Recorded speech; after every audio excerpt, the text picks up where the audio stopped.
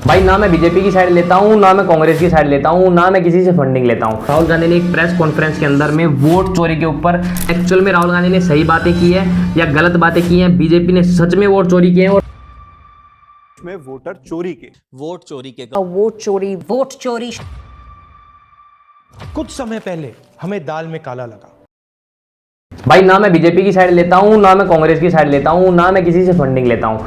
कोई किसी पार्टी को समर्थन देने वाला मेरा काम नहीं है। और इस चैनल के ऊपर मेरी ये पहली स्कैम एक्सपोजिंग वीडियो रहेगी, जो कि है 7 अगस्त 2025 को राहुल गांधी ने एक प्रेस कॉन्फ्रेंस के अंदर में वोट चोरी के ऊपर डिटेल्ड स्कैम को एक्सपोज किया है। उसी के रिलेटेड ये वीडियो है। मैंने कंप्लीट इसके ऊपर रिसर्च की, कंप्लीट इस चीज़ को देखा, डीपली समझा और फिर आपके सामने ये वीडियो लेके आ रहा हूँ। कोई फालतू का फ्लफ नहीं होगा इसके अंदर, टू द पॉइंट बातें होंगी। एक्चुअल में राहुल गांधी ने सही बातें की है या गलत बातें की हैं, बीजेपी ने सच में वोट चोरी किए हैं और अगर किए हैं तो भाई ये फिर नेक्स्ट लेवल की चीज़ है।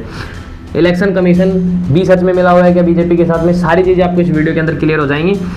फर्स्ट वीडियो है मेरी, कंप्लीट देखना। मज़ा आए तो एक बार कमेंट करके मुझे बता देना कि भाई यहाँ सच में मज़ा आ गया। ठीक है, अभी बिना टाइम को वेस्ट किए वीडियो को स्टार्ट कर देते हैं। सबसे पहली चीज, 7 अगस्त 2025 को राहुल गांधी ने एक प्रेस कॉन्फ्रेंस की, जिसके अंदर राहुल गांधी ने बीजेपी और इलेक्शन कमीशन के ऊपर एलिगेशंस लगाए कि विधानसभा और लोकसभा के अंदर लाखों वोटर ऐड हुए हैं और जितने भी वोटर ऐड हुए ना, सबके वोट बीजेपी को गए हैं। अब मैं आपको बताता हूँ कि ये स्कैम एक्चुअल में हुआ कैसे, इसके क्या क्या तरीके थे, सारी चीजें आपको बताता हूँ। सबसे पहला जो इसका भी था वो था डुप्लीकेट वोटर का, यानी कि एक ही वोटर 3, 4, 5 जगह में जाके वोट दे रहा है, यानी कि आज कहीं पे, कल कहीं पे या आज ही 2-3 अलग अलग लोकेशन पे ऐसे करके डुप्लीकेट वोटर्स बन गए। एक ही बंदे ने 3-4 जगह पे वोट दिया है। ठीक है, दूसरा जो वे था वो ये था कि फेक और नॉन एग्जिस्टिंग एड्रेस, यानी कि ऐसे एड्रेस जहाँ पे या तो कोई रहता ही नहीं है या फिर वो एड्रेस ही नहीं है। मैं आपको बताता हूँ भाई, इसके ऊपर तो नेक्स्ट लेवल का स्कैम हुआ है। 700 से ज़्यादा पेज की लिस्ट निकल के आई है, जिसके अंदर 0 एड्रेस थे, मतलब कोई एड्रेस था ही नहीं। और 700 पेज की लिस्ट का मतलब होता है कितने ही हजार लोग,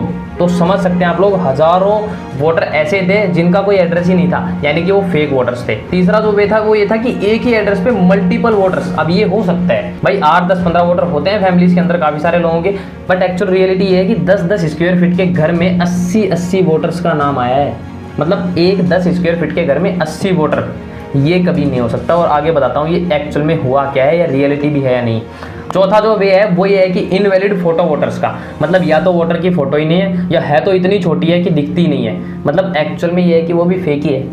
पांचवा वे जो है वो ये है कि 70, 80, 90 साल के वोटर जो कि फर्स्ट टाइम वोट डाल रहे हैं, मतलब 70, 80, 90 साल की उम्र में एक वोटर फर्स्ट टाइम वोट डाल रहा है। ये आपको भी पता है पॉसिबल तो है नहीं चीज। ठीक है, ये 5 तरीके थे जिनके थ्रू इस स्कैम को अंजाम दिया गया है। और भाई ये तो सिर्फ 2-3 सीट्स के ऊपर पता चला है। अगर पूरे देश का डेटा मिल जाए तो मेरे ख्याल से कितने ही लाख, कितने ही करोड़ फ्रॉड हुए ना।